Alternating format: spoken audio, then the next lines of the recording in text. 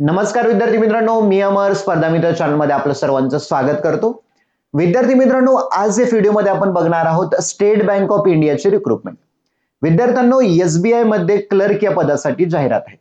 याला junior associate असं सुद्धा बोललं जातं. आजच्या व्हिडिओमध्ये आपण स्पेशल फोकस करणार आहोत महाराष्ट्रावरती. महाराष्ट्रामध्ये ज्या एसबीआयच्या ब्रांचेस आहेत, शाखा आहेत, त्या शाखेमध्ये किती जागा आहेत असं टोटल आपण डिटेलमध्ये बघणार आहोत. परीक्षेचं स्वरूप काय असणार आहे, रिझल्ट कधी असणार, परीक्षा कधी असणार, सगळी काही माहिती आपण या व्हिडिओच्या माध्यमातून बघणार आहोत. व्हिडिओला सुरुवात करण्यापूर्वी आपण जर नवीन असाल तर चॅनलला सबस्क्राईब करा. विद्यार्थ्यांनो, पाहू शकता स्टेट बँक ऑफ इंडियाची जाहिरात आहे. ओके, स्टेट बँक ऑफ इंडियाची जाहिरात आहे. तुम्हाला आता सांगतोय स्टेट बँक ऑफ इंडिया याच्यामध्ये स्पेसिफिकली आहेत बघा, ज्युनियर असोसिएट्स, याला कस्टमर सपोर्ट अँड सेल्स असं सुद्धा म्हणतात. ज्युनियर असोसिएट म्हणजे क्लर्क असं आपण म्हणायचं. विद्यार्थ्यांना काय म्हणायचं आपण याला, क्लर्कची जाहिरात आहे असं आपण त्याला म्हणूया. आता विद्यार्थ्यांनो बघा, online registration of application and payment of fees, म्हणजे ऑनलाईन रजिस्ट्रेशन करण्याची सुरुवात झालेली आहे. दिनांक 11/8/2026 म्हणजे 11 ऑगस्ट पासून सुरुवात झाली ते 31 ऑगस्ट 2026 ही त्याची लास्ट डेट आहे, शेवटची तारीख आहे. आता जाऊया विद्यार्थ्यांना आपण जागेकडे, की बाबा महाराष्ट्रासाठी किती जागा आहेत. तशा तर सगळ्या टोटल याच्यासाठी जागा निघलेल्या आहेत विद्यार्थ्यांना. ओके, टोटल निघलेल्या आहेत जागा, पण स्पेसिफिक आपल्याला महाराष्ट्रावरती फोकस करायचं. बघा विद्यार्थ्यांनो, हा आहे तुमचा महाराष्ट्राचा रकाना. महाराष्ट्र, मुंबई मेट्रो, महाराष्ट्र आणि मुंबई मेट्रो, म्हणजे मुंबई मेट्रोसाठी वेगळ्या जागा आणि महाराष्ट्रातले जे इतर जिल्हे आहेत त्यांच्यासाठी वेगळ्या जागा. तुम्ही बघू शकता महाराष्ट्रामध्ये जागा येतं. एससी कॅटेगरीचा पहिला कॉलम आहे. एससी साठी आहेत विद्यार्थ्यांनो महाराष्ट्रासाठी 171 जागा. किती आहेत एससी ला? 171 जागा. पुढे एसटी कॅटेगरीसाठी 154 जागा आहेत. किती आहेत? 154. एसटी ची सुद्धा सेपरेट ती व्हॅकन्सी निघली बरं का, फक्त एसटी साठी. ती एकदा बघून घ्या, आपल्या चॅनलवरती आहे. पुढे आहे ओबीसी. ओबीसी साठी आहेत 463 जागा.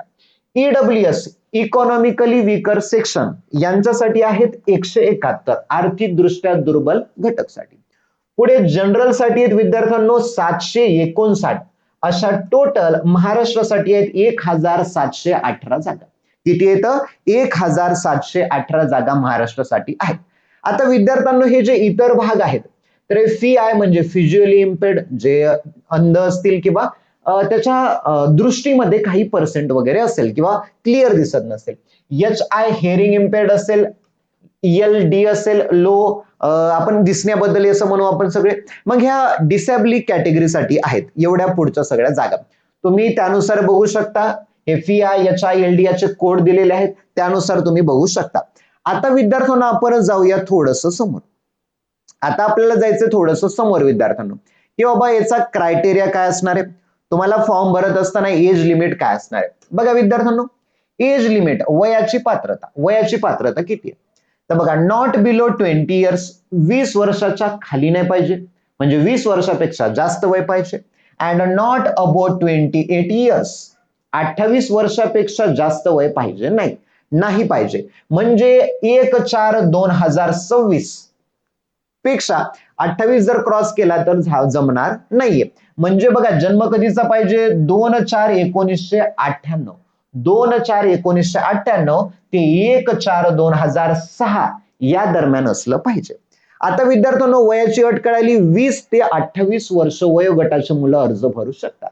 पण जर तुम्ही कॅटेगरीमध्ये असाल, म्हणजे ओबीसी कॅटेगरीमध्ये असाल, तर 3 वर्षाचं एज रिलॅक्सेशन, म्हणजे 28 + 3 करायचं, किती झाले? 31 वर्षापर्यंत.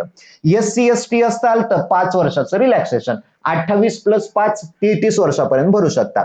पीडब्ल्यूडी मध्ये असाल तर 10 वर्ष, म्हणजे जनरल ईडब्ल्यूएस. हे पीडब्ल्यूडी म्हणजेच काय, तर अपंग प्रवर्गामध्ये. ओके, पीडब्ल्यूडी ओबीसी मध्ये असेल तर 13 वर्ष, पीडब्ल्यूबीडी एससी एसटी मध्ये असेल तर 15 वर्ष. असं एक सर्व्हिसमॅन, विडो, ट्रेंड यांच्यासाठी वेगवेगळी वयाचं क्रायटेरिया आहे. आता जाऊया विद्यार्थ्यांना आपण थोडस समोर, आपल्याला डिटेलमध्ये बघायचंय. ओके, आता हे बघू शकता कॅटेगरी आहेत OA, BA, OL याच्यामध्ये अपंग प्रवर्गामध्ये. ओके, आता जायचं आपल्याला थोडस समोर विद्यार्थ्यांनो, परीक्षेचं स्वरूप काय असणार आहे. तुम्ही बघू शकता सिलेक्शन क्रायटेरिया काय. तर विद्यार्थ्यांनो दोन परीक्षा असणार आहेत. एक असणार आहे तुमची प्रिलिमिनरी एक्झामिनेशन, दुसरी असणार आहे तुमची मेन एक्झामिनेशन, प्री आणि मेन. आता बघा विद्यार्थ्यांनो, प्री साठी 3 सिलेबस आहेत तुम्हाला. एक आहे इंग्लिश. इंग्लिश मध्ये 30 प्रश्न, 30 मार्क आणि वेळ आहे 20 मिनिटं. वेळ स्पेसिफिक दिलेला आहे. इंग्लिशचा सेक्शनचा 20 मिनिटं संपले की पुढचा सेक्शन चालू होणार. मागच्या सेशनवर वापस येता येणार नाही. न्यूमरिकल ॲबिलिटी म्हणजे मॅथ साठी 35 प्रश्न आहेत, मॅक्झिमम मार्क 35, वेळ आहे 20. रिझनिंग बुद्धिमत्तासाठी 35 प्रश्न, 35 मार्क आणि वेळ आहे 20 मिनिटाचा. म्हणजे असा टोटल 1 तासाचा पेपर आहे, 60 मिनिटाचा, आणि मार्क आहेत 100. 100 प्रश्न, 100 गुण आणि वेळ आहे 60 मिनिटं. 60 मिनिटामध्ये 100 तुम्हाला गुण घ्यायचे. निगेटिव्ह मार्किंग सुद्धा आहे 1/4, म्हणजे 4 जर 4 चुकले तर 1 मार्क जाणार, अशी निगेटिव्ह मार्किंग आहे. आता जाऊया आपण विद्यार्थ्यांनो मेनच्या एक्झामकडे. बघू शकता मेनचा सिलेबस काय. बघा मेनचा सिलेबस काय. मेन मध्ये जनरल अवेअरनेस, फायनान्शियल अवेअरनेस असणार आहे. त्याच्यामध्ये 50 प्रश्न, 50 मार्क, वेळ 35 मिनिटं. जनरल इंग्लिश असणार आहे. इंग्लिश मध्ये प्रश्न 40, मार्क 40, वेळ 35 मिनिटं. क्वांटिटेटिव्ह ऍप्टिट्यूड मॅथ साठी 50 प्रश्न, मॅक्झिमम मार्क 50, वेळ 45. रिझनिंग आणि कम्प्युटर मिक्स आहे. याच्यामध्ये 50 प्रश्न, 60 मार्क, वेळ 45, असा टोटल 2 तास 40 मिनिटाचा वेळ आहे.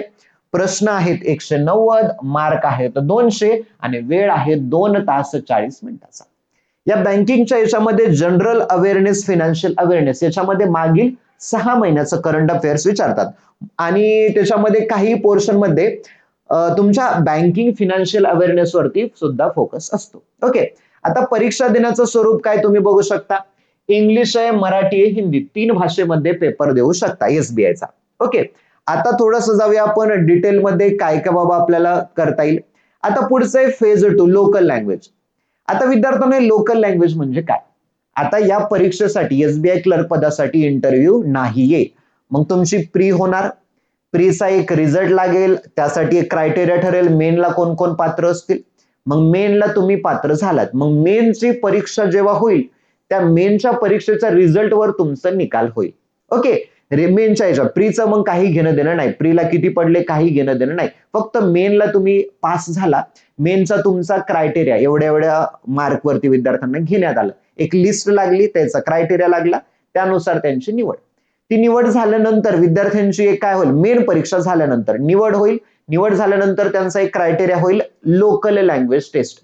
म्हणजे महाराष्ट्रामधली जागा आहे तर त्यांना महाराष्ट्र मधली मराठी भाषा बोलता येते का, लिहिता येते का, वाचता येते का, ते चेक करतात. सोपी असते ती. ओके, सोपी असते. ते झालं की मग तुमचं सिलेक्शन. इंटरव्ह्यू यासाठी नाहीये विद्यार्थ्यांना.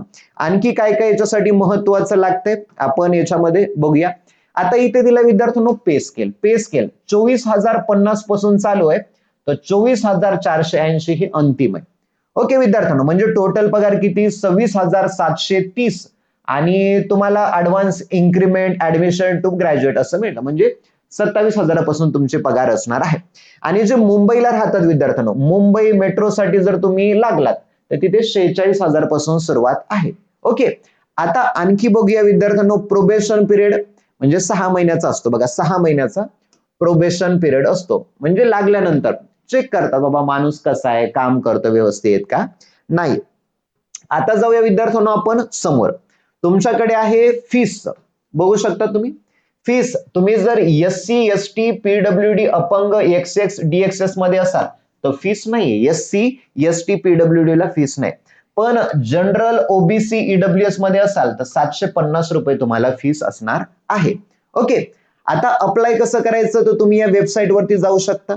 SBI bank careers current opening या वेबसाईट वरती जाऊ शकता किंवा एसबीआय रिक्रुटमेंट जरी केलं तुम्ही तरी सुद्धा तुम्हाला वेबसाईट मिळून जाईल. ओके, आणखी काय काय महत्वाचं आहे याच्यामध्ये आपण बघूया. ओके, चला आता काय काय करायचंय, तुम्हाला एक डिक्लेरेशन द्यावं लागतं. डिक्लेरेशन मध्ये तुम्हाला लिहायचंय आय. ओके, हे बघा आय लिहायचंय. नंतर इथं नेम ऑफ द कॅन्डिडेट, तुमचं नाव टाकायचं, पूर्ण नाव टाकायचं, लिहायचंय हातानं.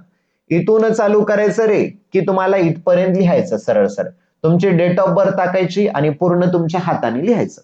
फॉर्म भरत असताना अपलोड करायचे.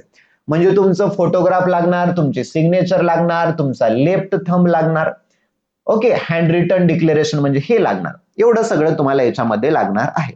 ओके, सर्व व्यवस्थित विचारपूर्वक भरायचं, कोणतीही चूक करायची नाहीये. ओके, आता हा कॉलम आहे विद्यार्थ्यांनो, tentative list of centre preliminary examination.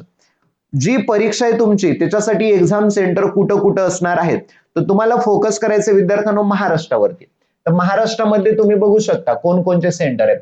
Amravati, Chhatrapati Sambhajinagar, Dhule, Jalgaon, Kolhapur, Latur, Mumbai, Thane, Navi Mumbai, Nagpur, Nanded, Nashik, Pune, Sangli, Satara, Solapur, Ratnagiri, Chandrapur एवढ्या जिल्ह्यापैकी तुम्ही परीक्षा केंद्र निवडू शकता. ओके, आता आणखी काय महत्वाचं आहे याच्यामध्ये बघूया. बघा, फोटोग्राफ वगैरे कसा असला पाहिजे हे डिक्लेरेशन तुम्हाला लिहायचं इथून. ओके, फोटोग्राफ तुम्हाला व्यवस्थित अपलोड करायचा. फोटोग्राफ नॉर्मल काढायचा, चष्मा घालून काढायचा नाही, मागचं फाईट बॅकग्राऊंड असलं पाहिजे, या पद्धतीने फोटो काढायचा. साईन व्यवस्थित पांढऱ्या पेजवरती तुम्हाला साईन करायची आहे. लेफ्ट थंबचं इम्प्रेशन घ्या, पांढरा घ्या, एक तर तुम्ही निळे शाई किंवा काळ्या शाईचा वापर करून लेफ्ट थंबचं इम्प्रेशन घेऊ शकता. ओके, अशा पद्धतीने व्यवस्थित तुम्ही हा फॉर्म भरायचा आहे विद्यार्थ्यांनो. ओके, चला ठीक आहे विद्यार्थ्यांनो, ही महत्वाची होती. आणखी याच्यामध्ये तेवढं काही नाहीये, फक्त परीक्षेच्या आता या महिन्यामध्ये तुमचा फॉर्म भरला म्हणजे नेक्स्ट मंथच्या पुढच्या याच्यामध्ये प्री असेल, 2-3 महिन्याच्या कालावधीमध्ये तुमची मेन असणार आहे, त्यामुळे आतापासून एक तयारीला लागा. ओके, चला विद्यार्थ्यांनो येथेच थांबूया. याची पीडीएफ तुम्हाला आपल्या टेलिग्राम तसेच आपल्या व्हॉट्सअप ग्रुपवरती मिळेल, त्यामुळे डिस्क्रिप्शन मध्ये जे लिंक दिले त्याला जॉईन व्हा. ओके, आणि महत्वाचं जास्तीत जास्त मित्रांना शेअर करा, चॅनलला लाईक शेअर सबस्क्राईब करा. येथेच थांबतो. थँक्यू.